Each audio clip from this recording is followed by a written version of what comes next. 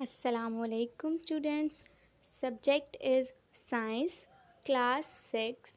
Lecture number is 3, unit number is 1 and the page number of your book is 6. In the previous lecture, lecture number 2, we read about microscope in detail. We read what is microscope, what is it used for, what are the parts of microscope. We also saw the parts of the microscope with the help of diagram. Today our topic is about cell. We will study animal and plant cell in detail. Animal cells and plant cells are similar in many features. जब हम animal cell को और plant cell को observe करते हैं तो हम देखते हैं कि इनमें बहुत से फीचर्स जो हैं, बहुत से पार्ट्स जो हैं, बहुत सी प्रॉपर्टीज़ जो हैं वो सिमिलर हैं. But a few differences are also present. लेकिन ऐसा नहीं है कि वो कम्प्लीटली ही सिमिलर हैं. आप डिफरेंस नहीं कर सकते. कुछ डिफरेंसेस भी मौजूद हैं जिनके बेस पर आप कह सकते हैं कि ये प्लांट सेल है और वो वाला एनिमल सेल है. There are many parts in a cell. Cell के भी बहुत से पार्ट्स होते हैं. When we observe plant and animal cell through microscope, जब हम एक माइक्रोस्कोप के ज़रिए प्लांट सेल को या फिर एनिमल सेल को ऑब्ज़र्व करें यानी लार्ज करके देखें, we can see different parts of the cell. हम सेल के डिफरेंट पार्ट्स को भी ऑब्ज़र्व कर सकते हैं. So here is animal cell. We are going to study the parts of animal cell in detail. So first part is nucleus. Nucleus क्या होता है? Nucleus जो सेल है उसका कंट्रोल सेंटर होता है. इसने सेल के सारे जो फंक्शंस हैं वो कंट्रोल करने हैं. एनिमल सेल में न्यूक्लियस आप देख सकते हैं कि बिल्कुल दरमियान में मौजूद है. Next is endoplasmic reticulum. ये जो हैं न्यूक्लियस के बिल्कुल साथ दोनों साइड्स पे मौजूद हैं. ये एंडोप्लाज्मिक रेटिकुलम है. The next is vacuole.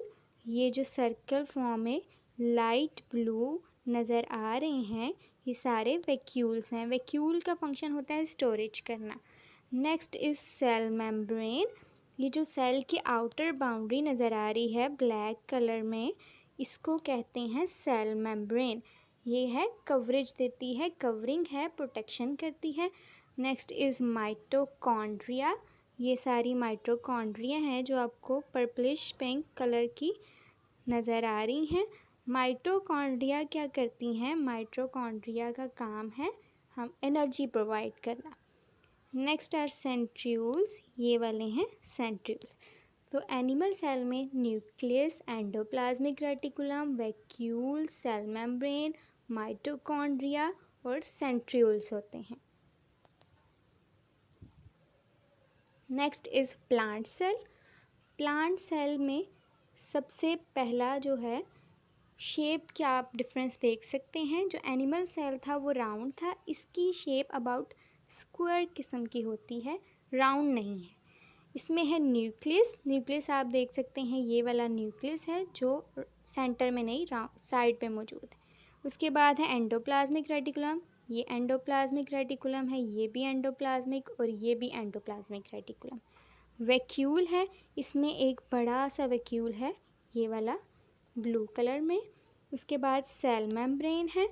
ये जो एक आउटर लाइन है, जो इनर लाइन है वो है सेल मेम्ब्रेन. और जो आउटर लाइन है, जो आउटर ब्लैक लाइन है उसको कहते हैं सेल वॉल. सेल वॉल ये रहा. उसके बाद है माइटोकॉन्ड्रिया. इसमें भी माइटोकॉन्ड्रिया हैं. ये सारी आप ऑब्ज़र्व कर सकते हैं. और इसमें क्या है? क्लोरोप्लास्ट. ये ग्रीन कलर के क्लोरोप्लास्ट. आपको पता है क्लोरोप्लास्ट क्या करते हैं? फोटोसिंथेसिस में हेल्प करते हैं. अब ये है comparison of plant and animal cell. अब हम देखेंगे कि कौन सी चीज़ें जो हैं वो प्लांट और एनिमल सेल में सिमिलर हैं और कौन सी चीज़ें ऐसी हैं जो प्लांट सेल में हैं एनिमल सेल में नहीं है और एनिमल सेल में है तो प्लांट सेल में नहीं है.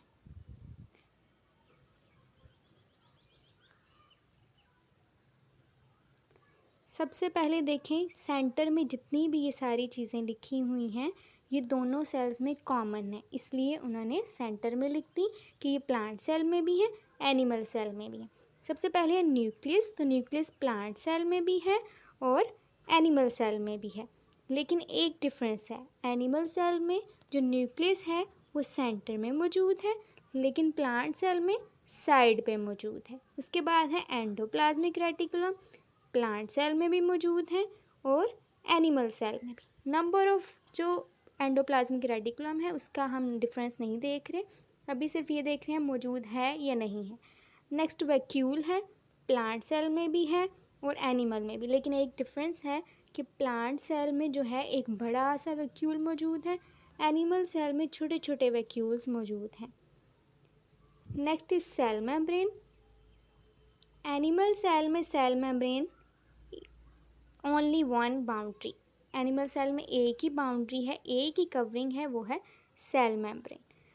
प्लांट सेल में सेकंड जो है कवरिंग वो है ये सेल मेम्ब्रेन, सबसे बाहर वाली कवरिंग है सेल वॉल। प्लांट सेल में सेल वॉल मौजूद है, लेकिन एनिमल सेल में सेल वॉल मौजूद नहीं होती, एनिमल सेल में सेल वॉल एब्सेंट होती है। उसके बाद है माइटोकॉन्ड्रिया, माइटोकॉन्ड्रिया एनिमल सेल में भी हैं और प्लांट सेल में भी हैं। इसके बाद जो सेंट्रियोल्स होते हैं ये एनिमल सेल में तो हैं, यहाँ पे मौजूद हैं, लेकिन प्लांट सेल में मौजूद नहीं है। प्लांट सेल में क्लोरोप्लास्ट मौजूद है क्योंकि प्लांट सेल ने फोटोसिंथेसिस करनी होती है, अपनी फूड खुद प्रिपेयर करनी होती है, लेकिन एनिमल सेल में जो है क्लोरोप्लास्ट मौजूद नहीं है। अब आप फिंगर टिप्स पे जो डिफरेंस याद करेंगे, पहला ये कि न्यूक्लियस जो प्लांट सेल का होता है वो साइड पे मौजूद है ड्यू टू लार्ज वैक्यूल, और एनिमल सेल में जो है वो सेंटर में मौजूद है। दूसरा डिफरेंस क्या है कि वैक्यूल जो है एनिमल सेल में छोटे छोटे होते हैं, ज़्यादा होते हैं, प्लांट सेल में एक ही वैक्यूल होता है और वो बड़ा होता है। उसके बाद थर्ड डिफरेंस क्या है, एनिमल सेल में सेल वॉल नहीं होती, प्लांट सेल में सेल वॉल होती है। फोर्थ डिफरेंस क्या है, प्लांट सेल में क्लोरोप्लास्ट होता है, एनिमल सेल में नहीं होता। The fifth one is plant cell में सेंट्रियोल्स होते हैं, एनिमल सेल में सेंट्रियोल्स होते हैं और प्लांट सेल में सेंट्रियोल्स नहीं होते। पार्ट्स ऑफ सेल, अब हम हर पार्ट को डिटेल में पढ़ेंगे। So first one is cell wall. Cell wall की पहले डेफिनेशन है, the outermost covering of a plant cell is called cell wall. अगर हम प्लांट सेल को ऑब्जर्व करें तो उसके सबसे बाहर वाली जो कवरिंग है, सबसे आउटर बाउंड्री जो है वो है सेल वॉल। कंपोजिशन का क्या मतलब होता है, कंपोजिशन का मतलब है कि वो जो सेल वॉल है वो किससे बनी है, किससे कंपोज्ड है, made up of what, it is made of hard material, एक हार्ड मटेरियल है, सख्त मटेरियल है कॉल्ड सेलुलोज, जिससे ये सेल वॉल बनी है। फंक्शन क्या है सेल वॉल का, it supports the cell, cell को सपोर्ट करेगी and give shape to the cell. Cell की शेप मेंटेन रखने के लिए ज़रूरी है कि कोई आउटर कवरिंग हार्ड हो, तो हार्ड कवरिंग की वजह से क्या है, प्लांट सेल की शेप मेंटेन हो जाती है। सेल वॉल ही कंटिन्यूड है, animal cell does not has cell wall around its cell.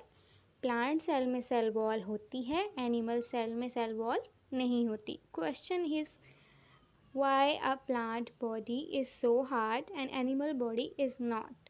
Question पूछा गया है आपकी बुक में रीडिंग के ड्यूरिंग ही कि आप ये बात सोचें कि प्लांट सेल जो है उसकी, प्लांट जो है उसकी बॉडी हार्ड क्यों होती है और एनिमल की क्यों नहीं होती। तो इसका आंसर ये है, plant cells have hard outer covering of cell wall that is composed of cellulose. Cellulose आपको पता है हार्ड मटेरियल है, तो वो सेल वॉल को भी हार्ड बना देगा। अगर सेल्स हार्ड हैं तो प्लांट की पूरी बॉडी भी हार्ड होगी। But animal cells do not have cell wall, लेकिन एनिमल सेल में सेल वॉल होती ही नहीं है। Second part is cell membrane. Cell membrane definition क्या होगी, अगर हम प्लांट में देखें तो और डेफिनेशन बनती है, एनिमल सेल में देखें तो और बनती है। In plants it is the covering next to the cell wall. आपको पता है सबसे आउटर कवरिंग जो है प्लांट सेल में वो है सेल वॉल। अगर सेल वॉल की इनर साइड पे जाएं, उससे नेक्स्ट देखें तो वो सेल मेम्ब्रेन है। तो सेल मेम्ब्रेन प्लांट्स में नेक्स्ट टू सेल वॉल मौजूद है। In animals it is the outermost covering as animals do not have cell. Animals में ये सबसे बाहर वाली कवरिंग है। क्यों सबसे बाहर वाली है? ये सिंगल कवरिंग है क्योंकि एनिमल सेल में सेल वॉल नहीं होती। नेक्स्ट इज़ फंक्शन, कि मेम्ब्रेन का क्या फंक्शन है, मेम्ब्रेन ने क्या करना है। प्लांट सेल में तो आपको पता है सेल मेम्ब्रेन सेकंड नंबर पे है, बाहर सेल वॉल है। तो सेल वॉल जो है वो उसको शेप भी देती है, सपोर्ट भी करती है। Next is cell membrane. तो प्लांट सेल में जो सेल मेम्ब्रेन है वो शेप भी मेंटेन करने में रोल प्ले करती है, लेकिन सेल वॉल ज़्यादा रोल प्ले करती है। मेन फंक्शन एनिमल सेल में है कि वो सपोर्ट भी करना उसको ही पड़ता है और शेप भी उसने मेंटेन करनी है। और जो मेन फंक्शन है, controls the movement of materials in and out of the cell. जैसे एक बैरियर होता है, कहीं पे भी एक बैरियर होता है, वो कुछ चीज़ों को अलाउ करता है कि वो अंदर बाहर जा सके और कुछ को नहीं करता। तो सेल मेम्ब्रेन भी उसी बैरियर की तरह है। सेल मेम्ब्रेन कुछ चीज़ों को सेल के अंदर आने देगी और कुछ चीज़ों को सेल के अंदर नहीं आने देगी। इसी तरह अगर कुछ बाहर जाना है तो सेल मेम्ब्रेन कुछ मटेरियल्स को अंदर आने देगी, बाहर जाने देगी और कुछ को नहीं जाने देगी। So this was the topic.